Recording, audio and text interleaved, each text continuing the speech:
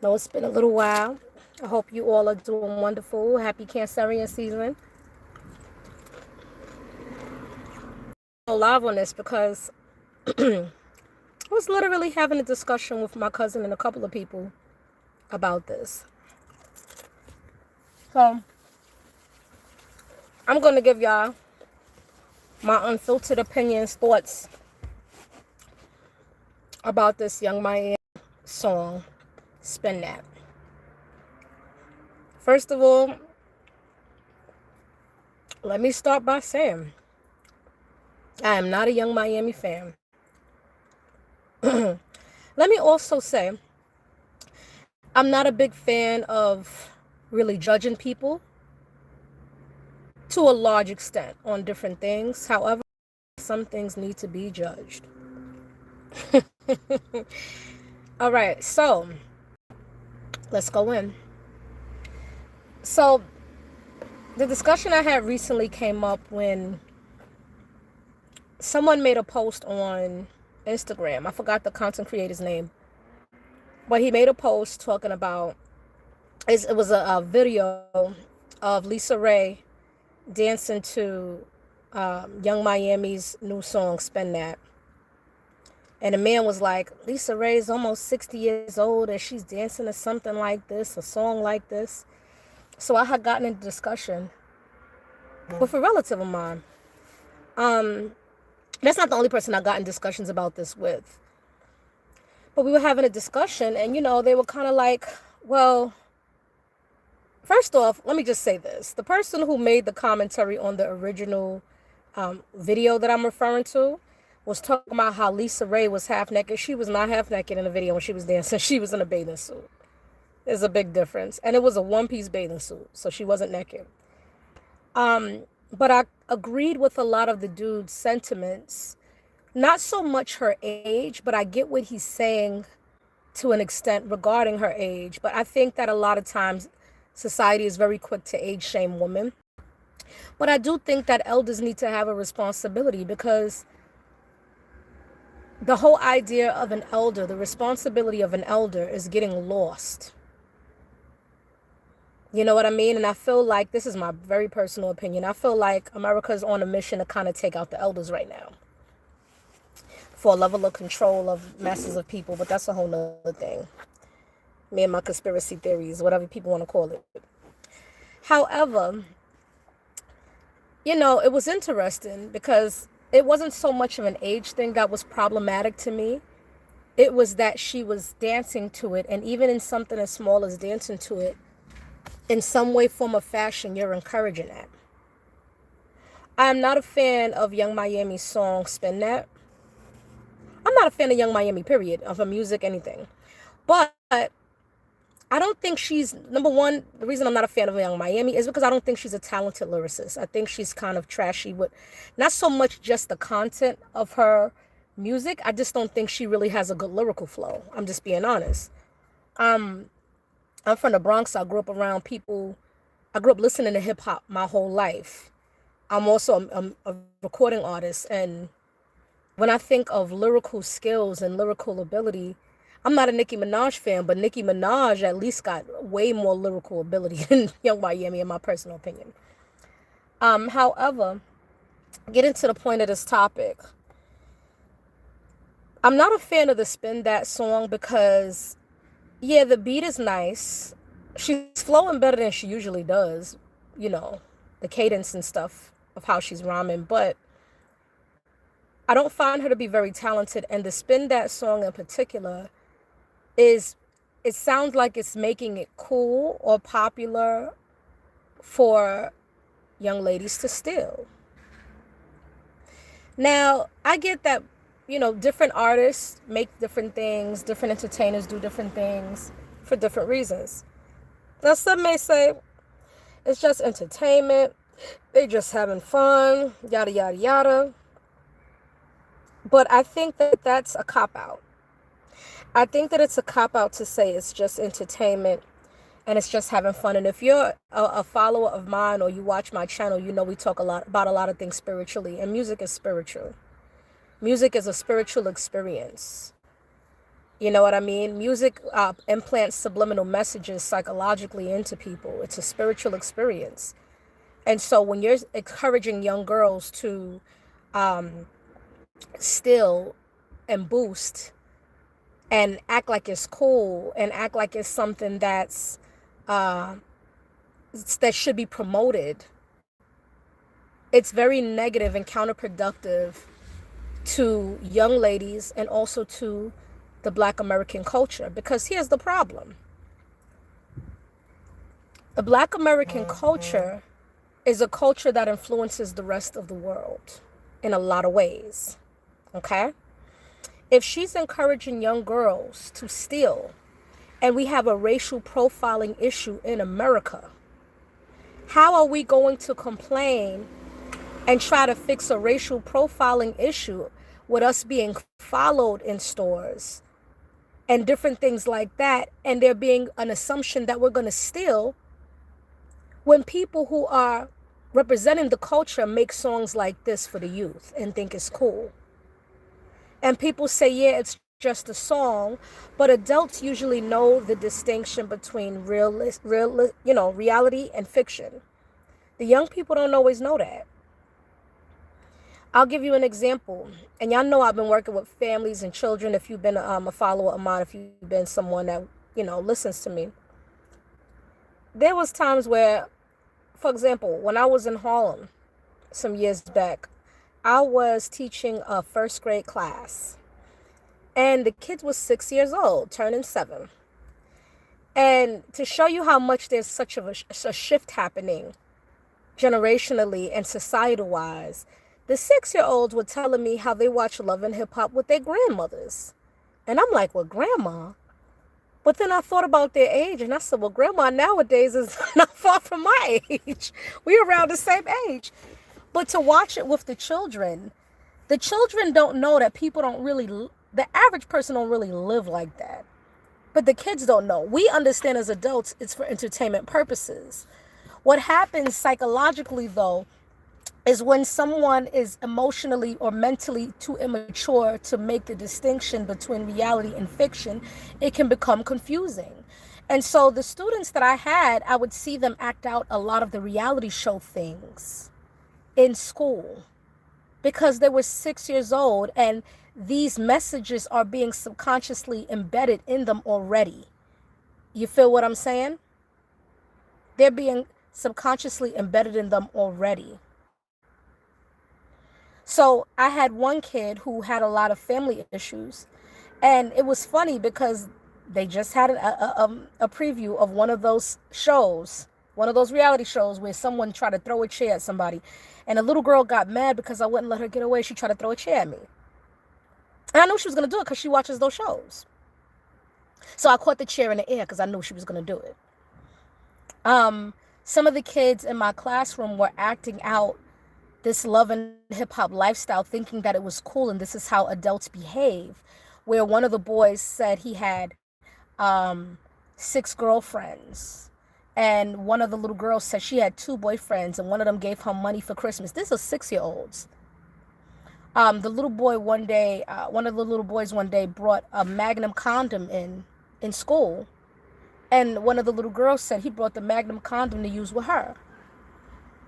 So I say all of this to say, people don't realize how impressionable the young mind is, and it's still developing and still forming up until about the age of 24, if I'm not mistaken, or 25.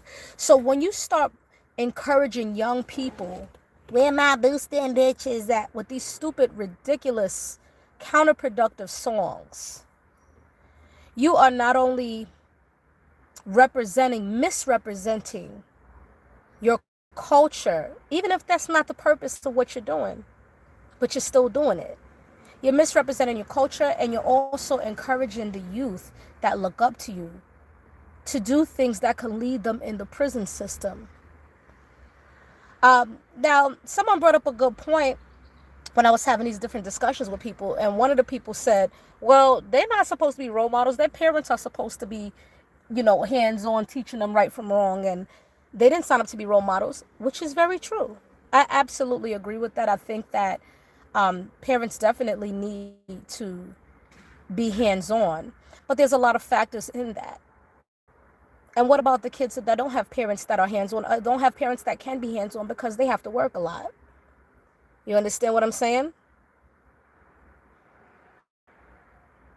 Um, so my point in all of this, my response to that person talking about, you know, they didn't sign up to be role models, which is very true. They didn't.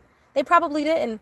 However, when you become a celebrity, that comes with the territory. There's certain things that come with the territory when you take on certain positions of authority or certain positions of stature. For example, I'm a teacher. I signed up to be a teacher.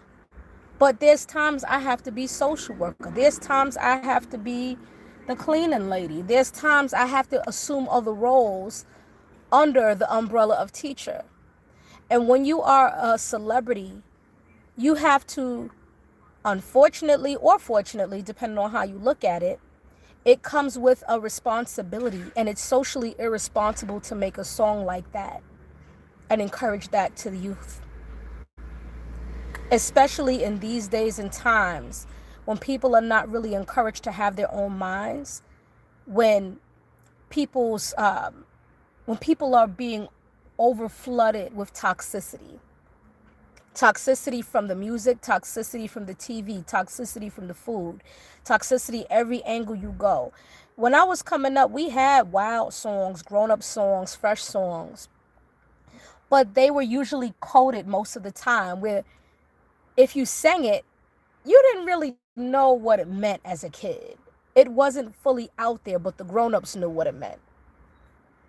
And there was a lot more sheltering as a society of children and what they listen to. You know what I mean? Than there is now. There's not as much sheltering of the what the kids have access to and what they look at and what they listen to nowadays.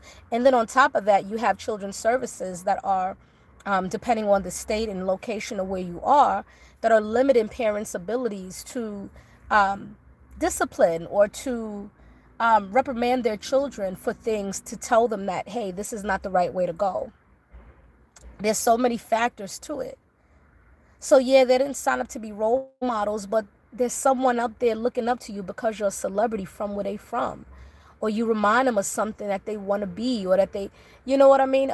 So you still have a responsibility. You see what I'm saying? It's like me saying or doing something in front of my students that I shouldn't do, for example, and it's saying, shit, they ain't my child. Yeah, but I have a responsibility to them because I'm an adult authority figure that they're looking up to. You understand?